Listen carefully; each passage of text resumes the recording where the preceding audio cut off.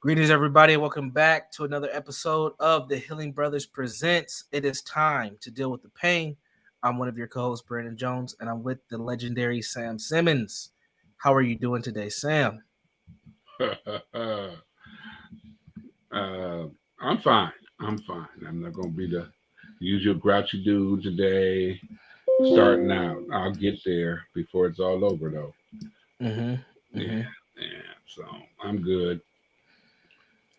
Well, How, go ahead. how about you? I'm doing all right, man. It's been an interesting week. Most people have been focusing on Will Smith and Chris Rock this week, but there's been plenty of other unfortunate things that have happened in the black world. So yeah, that's how I'm maintaining overall. Okay. Okay.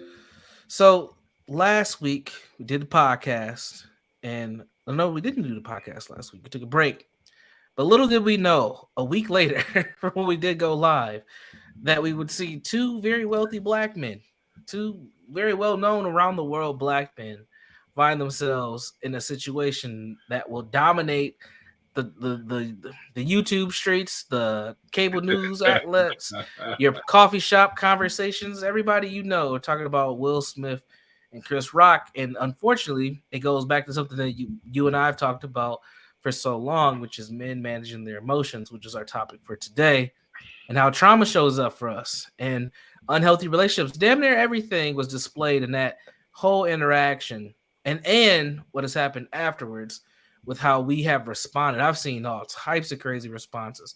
I've seen black people tell white people they can't speak on it.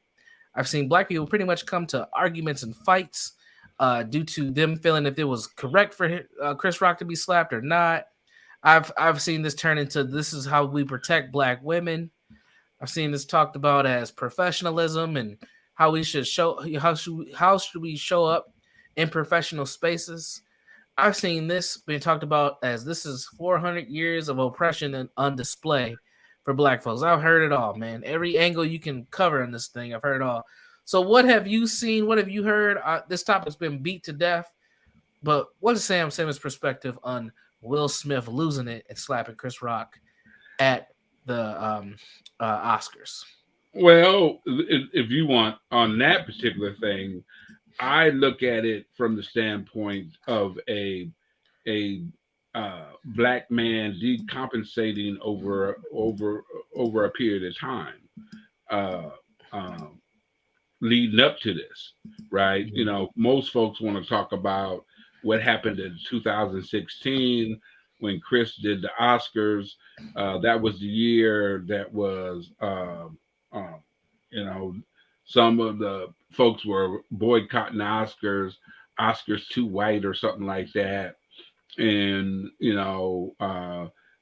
Chris was asked not to because he was the host and was asked not to host the show to protest, the Oscars, and he didn't. And one of the main protesters was Jada, and he did this joke about her, and then about Will, and some people were talking about it's a beef between them from that, and that might be, I don't know. But the thing is that what I do know, and what I do know or did observe is ever since the red table talk up until that point, there's a lot of things that has happened publicly within that relationship, within that family, and that kind of thing. And I didn't see Will handling a lot of that stuff that well, going through a lot of emotional turmoil around that. So you have the red table talk. He does the book, which he shares a whole lot about himself, and there was a lot of there was a certain amount of trauma in there attached to relationships, right? Right. And the feeling inadequate in some areas around being raised in a violent home, the violence being your father. I can relate to that deeply, absolutely deeply, and feeling helpless as a child to defend your mother, and that really took a toll on him. The way he described it in the book, the way he described it in interviews. If I'm not mistaken, the word is that his father just died, and I can relate to that as well. As if you didn't make peace with each other when you're that parent that you had a struggle with passes, it Mm-hmm. seems to really shake you up after that, right? If you haven't Mm-hmm. made that peace, because it's still your parent. No matter how you look at the behavior, no matter how painful it was in terms of relationship. So you have that. His response to this, he's going through this kind of progression in his life. So you also had the documentary about jumping out of planes, jumping off of stuff, and that kind of stuff. Really looking at life changing ideals and really being reflective of his life, his past. Even some stuff is coming up about his um, feelings about Jada's relationship with Tupac and what kind of effect and emotional kind of stuff went on with that, and really making peace with a lot of this stuff. And the thing about this whole thing around healing and trauma and that kind of stuff is the word the fear for a lot of time in the past, or when you're doing this kind of work, is when you open up the can of worms, what kind of support system do you have around you to help you process that can of worms, right? And you open up that can of worms, and if you don't have folks helping you process that can of worms, it can have a very major emotional effect on you. So I watched that. Then you had at least 3 to 4 other award shows that he had to go through, and he was highly emotional at all of those, right? With tears, talking about, I'm looking at my life differently. I'm looking at how I'm going to do movies differently. I have to protect, I feel like I have to protect Black women. This movie brought a whole lot of emotional kind of response and that kind of piece to it. So if you look at it from that standpoint, it's not just about what happened right then, right? And it is not just about what happened in 2016, right? It's more immediate than that in terms of this process of processing his emotional pain and trauma. Mm-hmm. And Black men, or men in general, but Black men in particular, we don't do pain and trauma very well. Okay. One is, first of all, it's not usually acknowledged, right? Or we're not even allowed to honestly acknowledge it. And when you and then if you do acknowledge it, you need to connect the dots on how it has affected your relationships and your behavior with yourself, your behavior Mm-hmm. with other men, your view of yourself.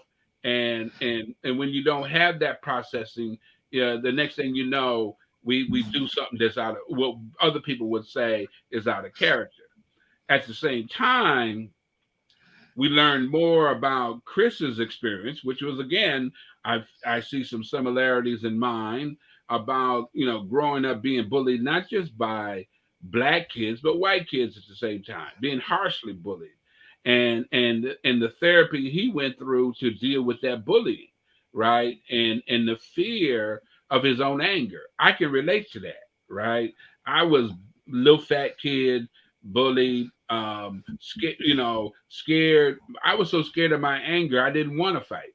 Because see, Mm-hmm. I go from 0 to 1,000. I'm not talking about just fighting you. I'm Right. talking about killing you, Right. right? Because being in the Black community where we moved in when I was 5 years old, the bullying by the kids I grew up with, which are all Black kids, was vicious, Mm-hmm. very vicious. And in that projects, everybody were cousins. So, there wasn't no support for me. And all my Mm-hmm. brothers were younger than I was. And so I would have these dreams about killing folks. Or when I did snap, it would just be, almost like a blackout, almost killed a kid, cause in tears. I told you to leave me alone, right? And Chris talks about getting a brick, putting it in his backpack, going back to the school, hitting the kid with the brick, and when he knocks the kid on the ground, stomping the child, Mm, right? And mm-hmm. so, um, and his therapist said to him, you know, that you have this fear of of how you might retaliate against somebody, and you're basically scared of your own anger, right? So, Right. so this, in some people, you know, like you said, there's many different versions of how people seen it. It could be an example of being bullied, right? And so with that extra personal work, I think also contributed to his ability to be able to respond the way he responded. Mm, mm, You know, and because I don't maybe because I don't know if he didn't have that extra personal work, I don't know if he would have been able to respond the way he responded. sure. You know, so Maybe, yeah, maybe not. And and it's interesting to hear you kind of break both of those experiences down and connect it to yourself, because I think that's kind of, I don't think that fully happened with most people, but most people associate it with where they're at in their own life. And we get these interesting answers, right, and they're all trauma based too. It right. was like, black women felt like it was, a lot of black women felt like this was an example of black men defending them. And I'm just like, what? Like, that one was wild. Well, The- but you know, not to cut. Oh, well, I'm cutting you off. Go ahead. Please, Go I ahead. Go don't. ahead. Go for it. It's You fine. know, I was surprised when I did the radio show. That Hmm. was the response of black men when I Yeah. did the radio I, show. I can see that too, because they Oh, I mean, yeah. it was like they were on and popping to the point where, like, what? Mhm. And what would you do if somebody was attacking your woman? I mean, you swear that they was talking about Chris Rock jumped off the stage and slapped Jada, the way they were Right. responding and the Right. emotion and the vitriol that they were displaying, and then the white people, they always want us to act a certain way, and they always hold us at a higher level. And I'm like, why Had don't y'all nothing get to off do with my anything. stage? I don't want to talk about no white people. It had nothing to do with white folks. But again, it highlights our our inability to see beyond the context of race. Like what I seen, and you kind of were talking about this, you didn't say this exactly, was when black men have been conditioned to not be human, and not to be and have humility. And when that's been stripped from us from so many different people, including other Yeah, black folks, right, this is what happens. And then the response just further highlights this, because we start to make it about things that ain't even about. We're connecting dots that ain't there. This had nothing to do with defending black women. This was a man who's been under a lot of emotional turmoil, who lost it and decided to slap somebody, which was and nobody's talking about this. That was an awful slap. That was the worst right. slap I've ever seen in my life. Like, you gotta hit somebody, hit them for real. But it's like, you know, to me, what's even more profound is not just the fact that this happened on live TV and this took place, but that the response that people have had. Like, people are seriously divided about how to even interpret what just happened. We just had two multi-millionaire black men, successful. I would say they're both A-list in their own professions. Right.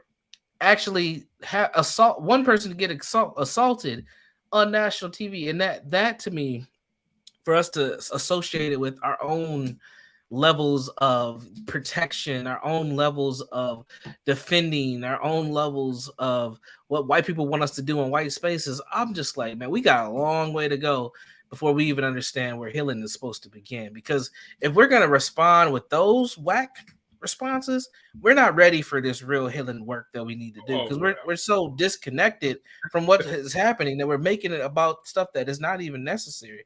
That had nothing to do with how white folks, that would have happened anywhere, and it does happen in other places. right, It don't matter if it was at the Oscars. It could have been at somebody's house. It could have been at a private part, like Puff Daddy's party or somebody. right, But again, the context for us is very difficult when we're highly emotionally charged by so many different things, and we're in this context of race where it's a victimized understanding of what race is.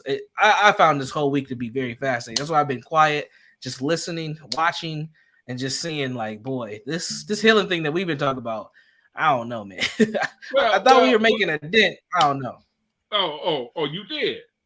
Oh, you Yeah, did. I thought there was. I'll be You did. honest. Let me say this one thing. Since I don't know 2016, 17, whenever Charlemagne, and I always credit him because I think it's very important when he started talking about mental health on the Breakfast Club, that opened a lot of possibilities for Black people to even consider mental health. I gave him a lot. I don't know if it was just him. It could have been other things in motion as well. But when Charlemagne started talking about mental health and how important it is, and he came out with that book, Shook Ones, that was big because he started to bring in like these well-known therapists, many of them Black women, psychiatrists. You know, he even mentioned Dr. Joy DeGruy at one point in time. So the healing conversation started to happen. And then it's like, and then COVID also opened up a slight door for people to start seeking out therapy. But I don't think we really understand what healing is. I think we think it's just dancing and holding hands and having cookouts. I think that's what we think healing is. And I'm like, that feels good, but that ain't really the work that we need to be doing. So, what is your thoughts? Well, uh, yeah. Yeah. So I hear what you're saying, I'm thankful for that.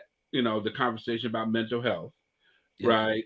Um, um, and to make it okay to go get mental health because Common has talked about it. There's other folks who've talked about it as well, right? And that's fine. But again, it's such a deeper level when we talk about it for us, Right. right? It's such a major deeper level uh, because our trauma is so generational and so historic. When so generational historic that the deepness of our trauma. Because when we talk about, for example, when we talk about this situation with Will and them, it Mm-hmm. brought up all of the fissures in our Yeah. community, like Mm-hmm. relationships between Black men and Black women, Black Mm-hmm. women feeling disrespected by Black men in the white system, which is all true. See, that's the thing. There's Mm-hmm. truth in all of that, right? And when you have no space to be honest about that, about the internal trauma, right? We're dealing with this external system that has traumatized us, right? And Mm-hmm. we haven't really understood or want to accept the piece that our response to this external system has had a devastating effect on our relations with each other, right? So when you say about our work, really, you thought we was making some progress. Well, the progress stopped because soon as we get to the part of talking about our Black community trauma and requiring the mirror to be turned around back on us, that's when it ends. Right. That's when it ends, right? Because we'll talk about that's why the conversation about white folks always come up. And I don't want to have no conversation about no white people. Have nothing to do with Okay. them. Because I'm real clear about the system trauma. But again, we don't realize that when we deny the effects of our trauma on how we relate to each other, how we see each other, how we see each other in moments, right? Mm-hmm. Okay. Um, we are ignoring our own humanity. If you are being traumatized as long as we have, and we are human, it's bound to have some internal issues. It's Right. bound to have some internal harm as a community. We rather talk in riddles and skip and hop when people confront us about our responses, right? Right. We'll even get to the point where, and you've seen a lot of this, justifying crazy behavior. I mean, I had a friend of mine that came in, and I brought it up. Church going Black man, responsible Black man, and all this other Mm-hmm. kind of stuff. He got it. Oh man, Will did what he was supposed to do. He was protecting his woman. I said, whoa, Yeah, whoa. man. A lot of people. Like, I was kind of thrown. They're like, really? And I said, so how is that? And this is the same Black man who, or one of many Black men I've dealt with, or Black people who keep talking about the violence in the community. right? Mm-hmm. And I said, so what were you talking about? Well, he disrespected Will, and I said, do you know that I do groups of men, young men, who have this same work view, the same work view about disrespect, right? Man. Yep. And matter of fact, my group responded more appropriately than the people I see on Facebook. Them cats broke it down. I mean, did they say some out to lunch stuff? Yes, they did. That they heard. But by the end of that session, they're like, "Oh yeah, Mr. Simmons, that makes sense." You Right. know, and this whole thing around respect. When I do my group around respect, because it's all emotional, and I'm gonna get Right. back to that, right? Break it down. I'm break it down. I think is when I talk about this, about respect, we talk about where it comes from, how you get it, and we got this warped idea sometimes. And one of the things I say, do you respect yourself? And how many people will say no? Not a lot. No Okay. one. And I said, so I can tell how much you respect yourself by the way you handle disrespect. And you want to see a room get quiet, they try to put their mind around that, Mm-hmm. right? I can tell how much you respect yourself by the way you handle disrespect or perceived disrespect. Okay? Right. Because I also tell them if you got a long list of things in which you call disrespectful, you're gonna have a difficult time navigating this world. Right. Okay? If a look is disrespectful, you know, if somebody didn't happen to talk to you is disrespectful. Of all these things, but if you can't manage that, and then you want young people to manage that, and so I equated the two, and I said, what's the difference? And just like anything else, when you bring it up to some of us, we come up with all these excuses why it's different. It ain't no different. How you expect our young people to act any better than us when Right. when you don't see it? A quote I often use is a role model is somebody who knows the babies are watching and acts accordingly. Mm-hmm. It should be always watching and you act accordingly, right? Mm-hmm. And so when you talk about mental health, yeah, it's good to talk about mental health. You got mental health, you got mental illness, but you also have what I say emotional health. Right. Exactly. How you manage your emotions. If you learn how to manage your emotions, you'll manage the situation. What does that mean? That doesn't mean you're going to win the situation, but you'll manage it in a way not to make it worse. Right. Okay? And somebody mentioned here emotional intelligence. Mm-hmm. You know, because we get mad because people say y'all people just so emotional. We are. We can be. We a lot of times we can be. We're not the only ones. But again, if I always talk about when I talk about mental health, why don't we start with emotions? Because if you are not responding to your emotions appropriately, it will look like mental illness, right? It will look like erratic behavior.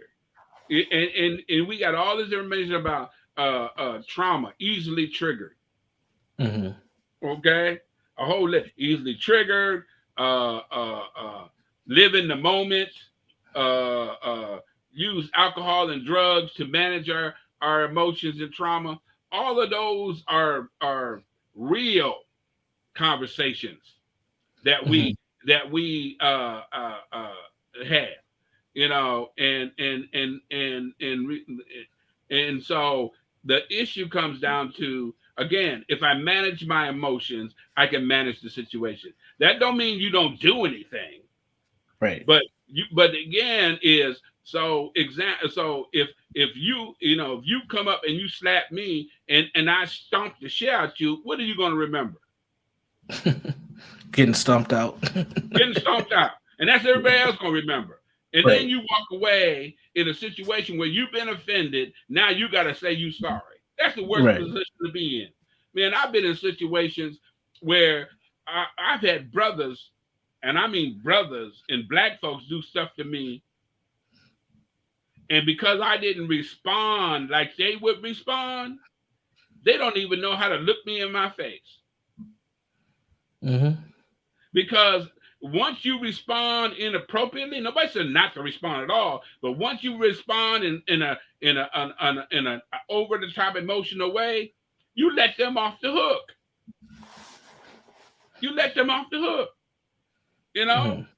I mean, I remember when I used to work at the hospital and I used to be a counselor there. And I remember this little white girl came in my office and looked me in my face and said, "You know what? There's nothing a nigger could ever teach me." Now, Mm. and I tell this story to my clients, right? And I said, "What would you do?" And man, I would knock that bitch out, And Mm-hmm. it was like, okay. I was making at that time, what, almost $4,000 a month for 40 hours worth of work a month. That ain't a Mm-hmm. week, a month. So I slap her over that, right? Where would I be? Broke, And on unemployed, top of that, I slapped that girl, right? arrested. Yeah, but they arrested me and dragging me out, and I keep saying, "Well, she called me a nigger. She called me a nigger," and then like, okay. And so the thing is my response was, nigger to nigger, you probably right. And then she started crying, you know, and we went on from there.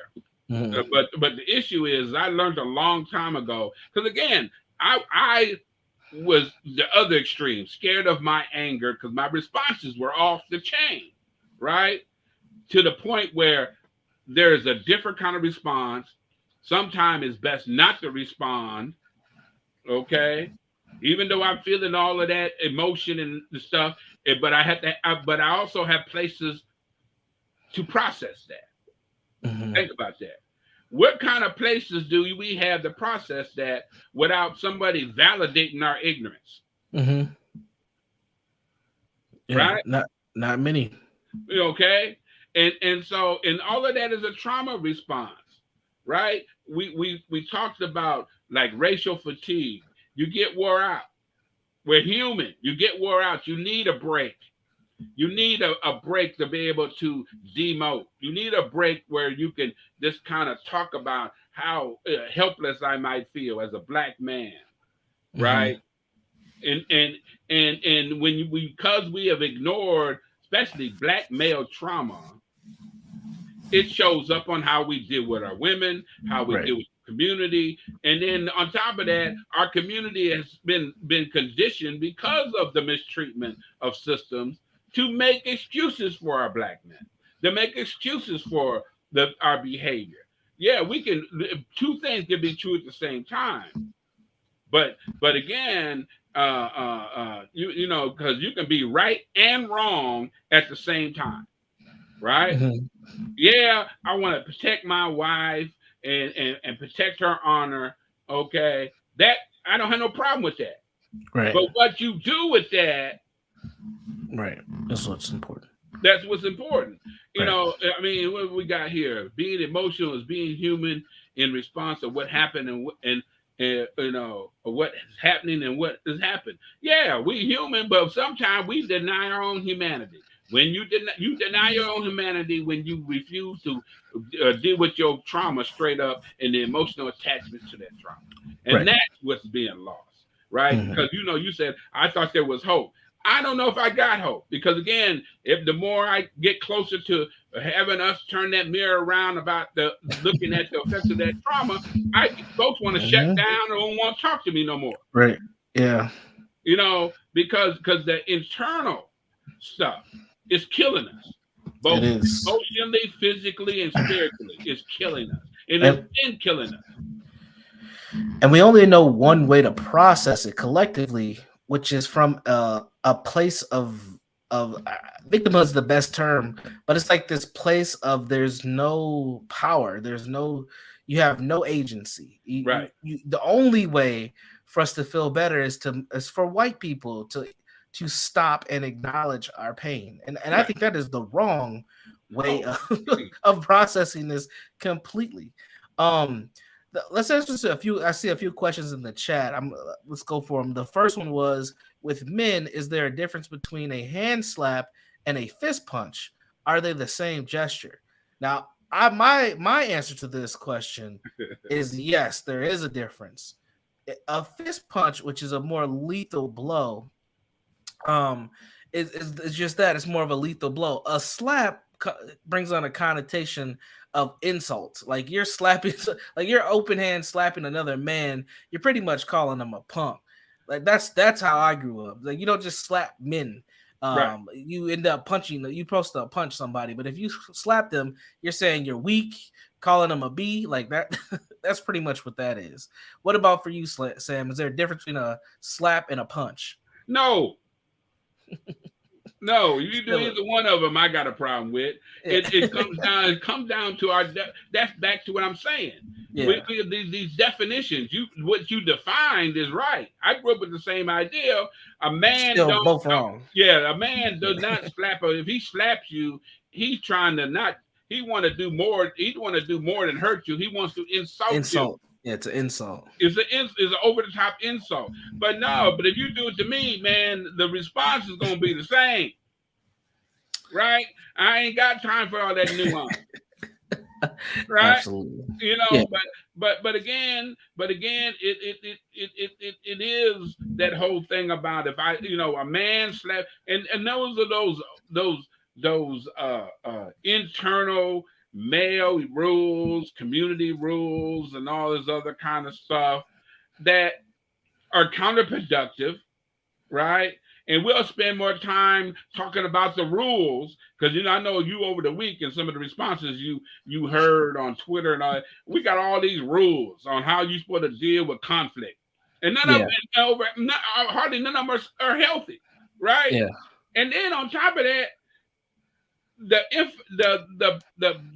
the other problem is there wasn't enough conversation. There was some conversation about, Chris Rock shouldn't, he was, disrespectful with the joke, and the joke didn't hit well when he said it. Even when he said it, the joke didn't hit well. Yeah. Because you can see the response. Folks found a problem with the joke, even in the audience, right? It didn't hit well, and he knew it didn't hit well because you could see it in his face. He knew it didn't hit well, Yeah, right? he said it. He said, Yeah, "Come on, it was just a joke. yeah, It yeah. wasn't even that good." It was, yeah, and so it didn't hit well, right? And so people are up in the air about he should have did that because of she was as one Nobody dude. knew. Yeah, Nobody knew about her alopecia. well, Nobody some knew that. people, Come on, well, some people did. Some man. people Come did. on. No, some people did. Stop it. But, So but, now, but let me finish. Calm down. Some people did. But the thing is, on my radio show, you would have swear, oh, that woman was so ill. And I mean, what are you talking about? This over the top. And again, I don't condone that. But the issue comes down to, for me, is how much conversation within the community about his response of not retaliating on television. mm-hmm. And there's a moment that a lot of people, I don't know if people didn't catch it or what, but as he's trying to gather himself after the slap, he goes, "I could," and then he just stops himself. He said, "You know what? Nope." And he looks over, and I'm assuming they're saying something in his ear, and he just goes back into production mode. But he could have easily just went off with more jokes and saying things because that's Right. his wheelhouse. Right. But he stopped himself, which he had a lot of composure from my standpoint with that. But he's not given in our community. He's not given as much credit for that as we getting caught up into all the other crap. I agree, and I think he showed great restraint and still is, um, about what happened. So, which goes to the next question. Let's hop in here so we can make sure that we get everything in time. The next question says, "What are y'all's thoughts on an emotional intelligence boot camp for our people?" Now, for folks, I'll tee this up and then I'll hand it over to you, Sam. So, for folks who are not familiar with emotional intelligence, there's four components of it: self-awareness, social awareness, self-management, and then relationship management or relationship skills. Right. Now, the funny thing about social emotional intelligence is right that smack in the middle of that is empathy. Like you need to learn how to develop your empathetic skills because all those four components work for how do you relate or interrelate with other people. Right. I find it funny because being taught empathy to me means that you lack it or you don't know how to connect with it, which means you are a sociopath. So I find that very fascinating that that's one of the things that is taught with that. For some people, they need that. But for you, do you think we need social? Do we need emotional intelligence boot camps, almost like work groups to help our people? I think it. I think there's some benefit. That could be. That's one of those areas. I think it'd be some benefit.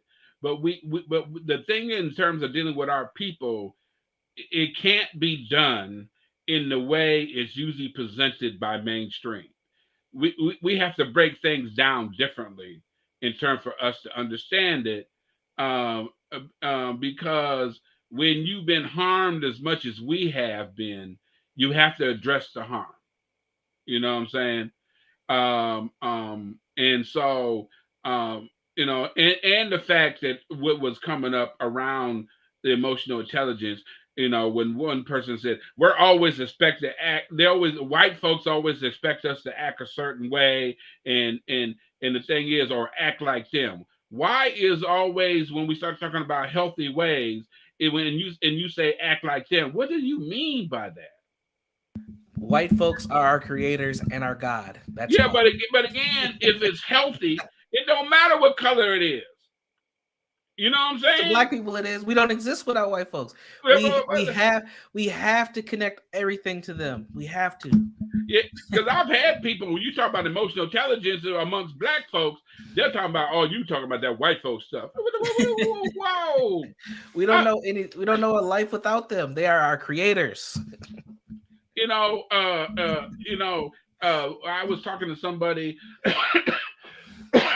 about this, and she brought up the issue around the resiliency of our community. Mhm. I get a little bent out of shape around when folks start throwing resiliency around because it's like I always got to ask them, what do you mean?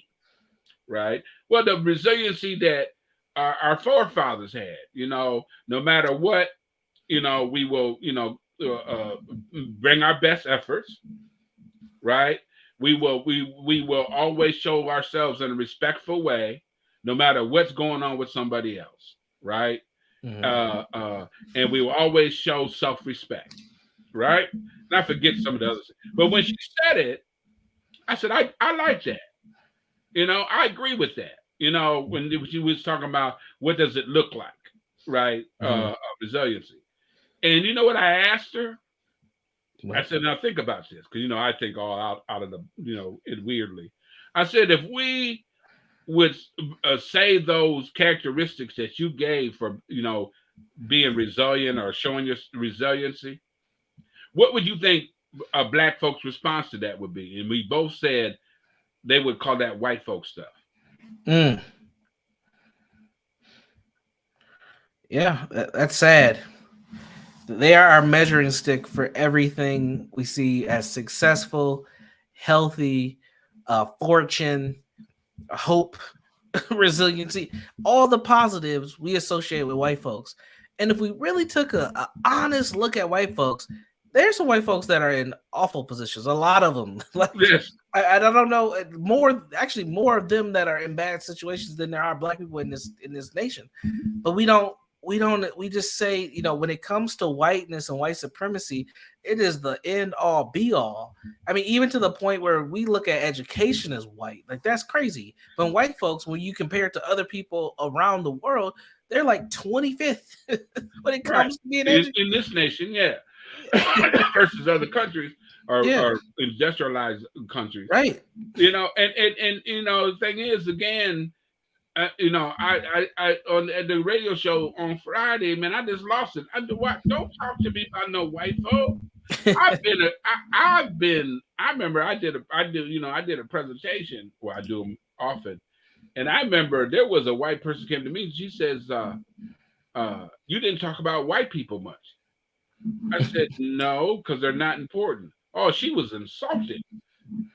You know, it's that is not important for our healing to focus on them.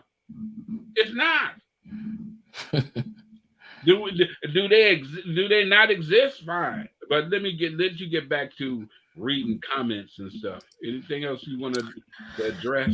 Uh, no, I think everyone else, for the most part, we're talking about being emotional as being human, which we agree. It's Right. what happens. How do you manage those emotions that is important, and that's the topic of today's conversation. Right. You know, and that's another thing I think we need to define. When you've gone through so much trauma, for us, being emotional doesn't mean that we always have to respond with the same tool. It Right. doesn't mean that you have to respond with violence or aggression or anger.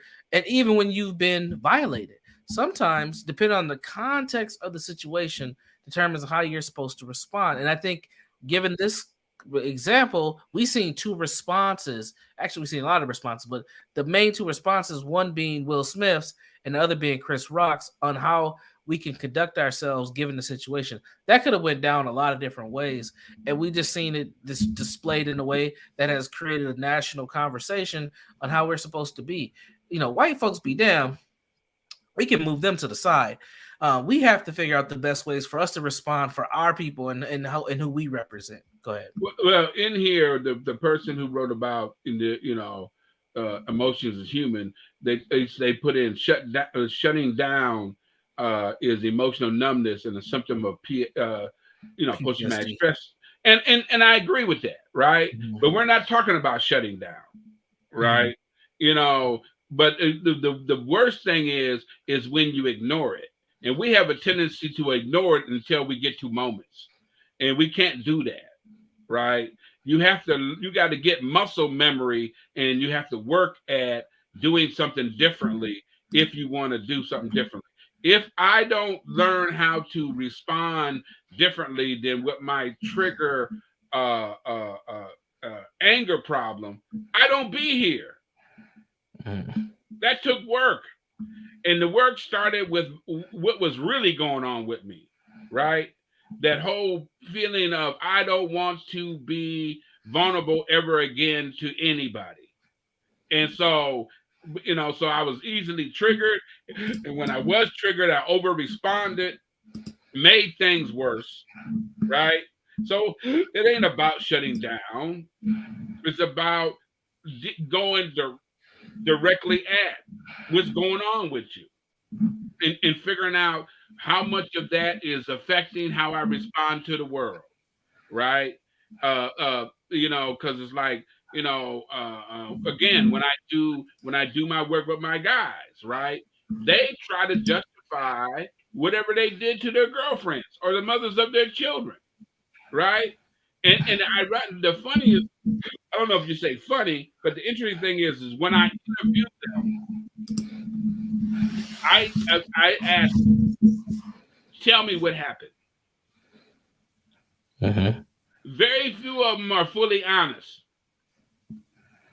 So you know that they are embarrassed already, right? The very few of them will be fully honest, or they tell it strictly from a victim position, almost like they wasn't there, like they didn't do anything, you know. And what I try to get them to understand is let's back up and look at what led to some of this, right? Right. Do you even remember what the argument really was about? Right? Well, that's immaterial. No. Do you remember what the argument really was about? Well, she went in my phone and found pictures from this girl. Okay. And then she's convinced that y'all are in a relationship. How do you define that? Mhm. And how is she defining that? Mhm. Right? Because the thing is this like this situation with Will and them. A lot of this led up. There's a lot of other pieces too where we got there, right? And being able to analyze those pieces and learning those skills on how do I manage my emotions so I don't make my situation worse. Because it's like, was that bad or what happened to you? Absolutely. But Mhm. what did you do? What part did you play? when we're not, when we don't want to be honest about our part and the part we really do have control over, right? Mm-hmm. Might not be a big part, but it's like, okay, again, yeah, I was offended, but how I handle that defense can tell a lot about my abilities and about what's going on with me at the time. It ain't about Right. being perfect. Do I still make mistakes? Yeah. But I'm also make a lot less major mistakes, and the mistakes I make, I live up to them. You know, Mm-hmm. but again, it took work, and as Right. a community, we don't want to deal with the effects of not dealing with, because we've been taught to roll with the trauma, right? Roll with the abuse. We roll with the abuse from our own people. But when I start trying to help you talk about the abuse of your own people, from our own folks, as a result of being traumatized as a group, everybody wants to change the subject back to white folks. I don't want to hear that. Man.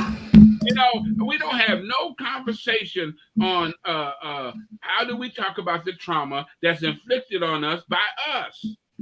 We Because it's like, I'll do an exercise with the group, and I'll say we got a black list, or the black trauma list, and we got the white trauma list. And all now that you understand what trauma is, and the reason I have to say now that you understand, because we trauma been so much part of our lives and our existence, we don't even realize what is trauma. Right. It's just so normalized. Right. And so now that you understand what trauma is, make your black list and your white list, right? And in most cases, the black list is longer. The black list is longer. And it includes family, includes community, and it includes us individually, relational wise, right? When do we have that conversation? Mm. And on that short list, we'll spend. They would, and it don't happen in my group, but they rather, they start out with that short list of what they feel like they were abused by the system, right? Mm-hmm. And it might be, and I'm not gonna argue with them about that. But let's focus on this internal stuff. Let's focus on what it felt like, you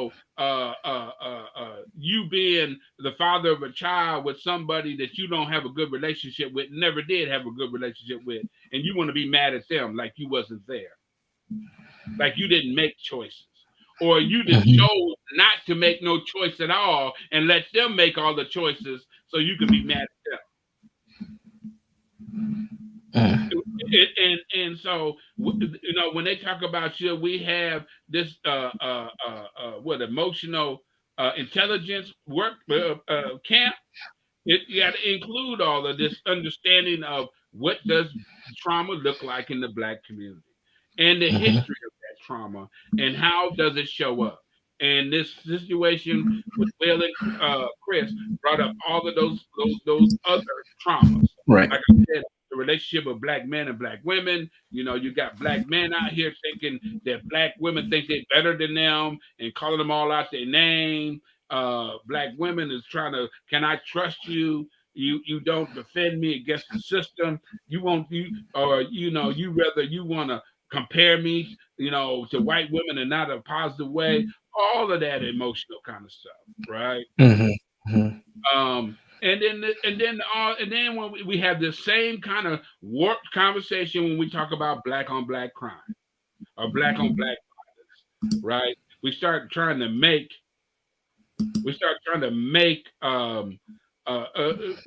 sense of it, and it always comes back to white folks, right? But there's this documentary, and I know everybody don't have Paramount, but you might be able to find it on YouTube somewhere, called the Rest in Peace T-shirts. Hmm. Tell us 30 about minutes. it. Well, there is a video of this brother in the neighborhood who prints Rest in Peace T-shirts, and the people coming in getting these T-shirts, right? Mm. And he makes a comment. He says, "Man, I feel less like a printer and more like a funeral home." Damn. You know, he said, man, he said, I used to be just a regular printer, print shirts, for teams and stuff. He said, I don't do all I print is these. He said, that's Damn. all I do.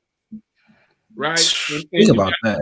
you Wow. got the sister of one of the victims sitting there crying. The little child, little 12-year-old child says, "Are they going away forever?"